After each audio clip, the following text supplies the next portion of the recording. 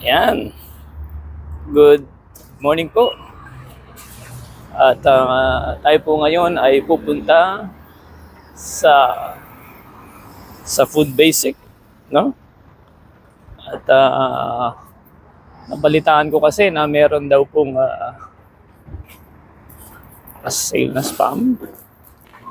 Samahan niyo ako sa akin pong pagbisita sa Food Basic. So dito, ito yung isa sa mga sikat na grocery. Ang tawag ay Food Basic. Ang kagandahan dito, marami silang sinisale, no? Anyway, ang hinahanap natin ay yung spam. Gustong-gusto ng aking anak yung Cabin call 221, please, Cap. yung spam. So, hanapin natin. Ito. 298 siya, no? 298. Yan, tignan natin kung makakakuha tayo ng isang buong box. Or maybe dalawa. Yan.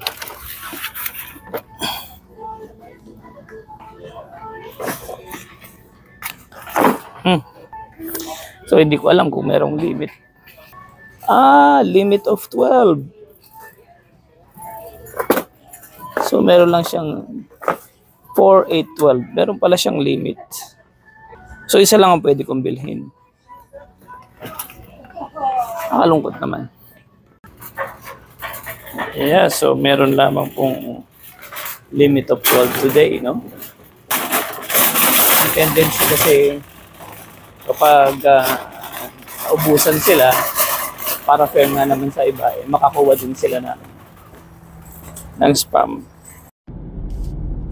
Ngayon, dahil merong limit of 12, ang mangyayari pupunta ako dun sa isa pang Food Basic. Alright, so nandito na po tayo sa susunod na Food Basic, and hopefully makabili tayo ng another isang dosena. Ano po?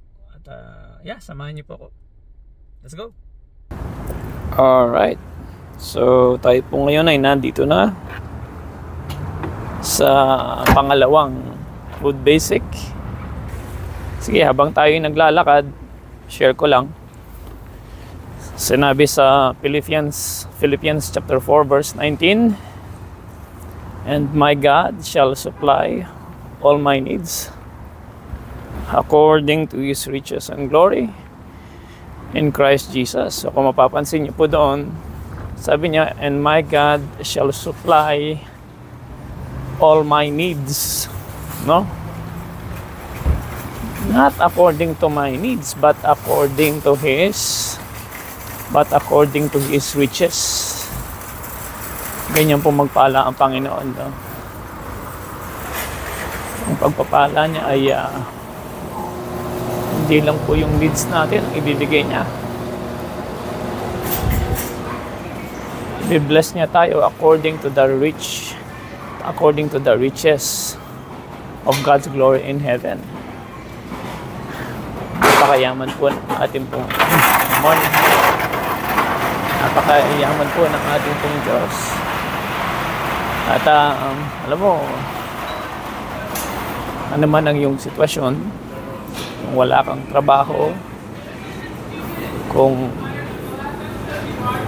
medyo may problema ka sa bills, o kaya naman ay marami kang mga financial obligations na kailangan mong harapin, no? Meron tayong Diyos na pwede nating tawagan,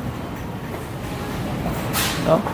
Sabi nga sa Bible, kung ang mga ibon hindi ko pinapabayaan, kung ang mga damot bulaklak walang nag-aalaga, pero nabubuhay sila, no? Inaalagaan sila ng Diyos. Ikaw pa kaya na mas mahalaga kaysa sa mga ibon, no? Kapatid, mahal ka ng Diyos. So tiwala ka sa Kanya. ilapit mo sa Diyos ang lahat ng pangangailangan mo. And God will provide all your needs. No? So, yun lamang po. At ito, meron na tayong spam. Tama-tama, no? Wala daw limit dito. So, siguro kuha pa akong dalawa.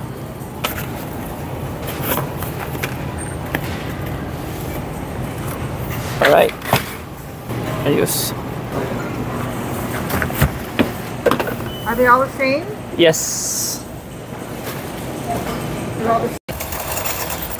Yan, praise the Lord. Nakabili pa ako ng another 3 dozen. So, nakabili ko ng 4 na dosena. Mag-iingat po kayo and God bless.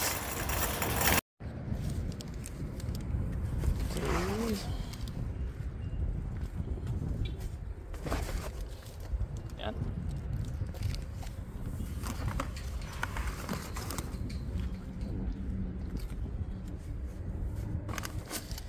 Ayos.